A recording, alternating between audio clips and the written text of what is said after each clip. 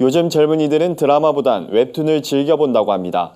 SNS가 보편화되면서 웹툰의 인기는 갈수록 높아지는 추세인데요. 이런 가운데 성경적인 메시지를 웹툰으로 풀어내 인기를 끌고 있는 작가가 있습니다. 바로 김초롱 작가가 그 주인공입니다.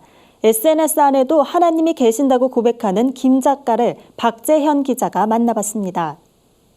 김초롱 작가는 목회자의 딸로 자랐지만 대학 시절 극단적인 선택을 생각했을 만큼 힘든 시기를 보냈습니다.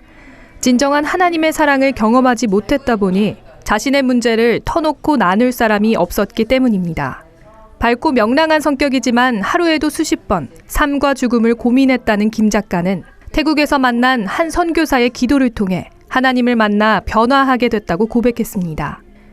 이후 그림을 통해 자신과 같은 어려움을 겪은 이들에게 하나님의 사랑을 전하게 된 겁니다. 기독교인으로서 청년으로서 겪는 어려움이나 아픔들이 많잖아요. 저는 그림을 좋아하니까 또 글 쓰는 걸 좋아하니까 하나님의 사랑을 내가 글이랑 그림으로 표현하면 청년들도 또 청소년들도 좀 더 쉽게 공감하고 하나님의 사랑을 궁금해하지 않을까 해서 시작하게 됐습니다. 지난 2011년부터 연재된 웹툰 초롱이와 하나님은 최근 2만 팔로우와 500만 뷰 이상을 기록할 만큼 꾸준한 인기를 얻고 있습니다. 일상적인 신앙 이야기를 솔직하고 간결하게 표현했을 뿐 아니라 김 작가의 개성이 묻어나는 귀여운 캐릭터도 인기 요인 중 하나입니다.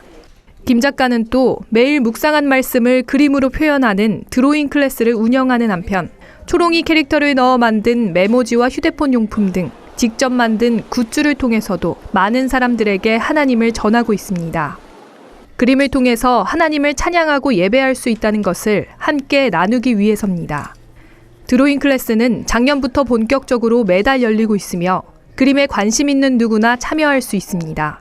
다양한 용도로 쓰이는 굿즈도 하나님에 대한 궁금증을 자아내게 합니다. 저는 SNS 안에도 하나님이 계시다고 믿거든요.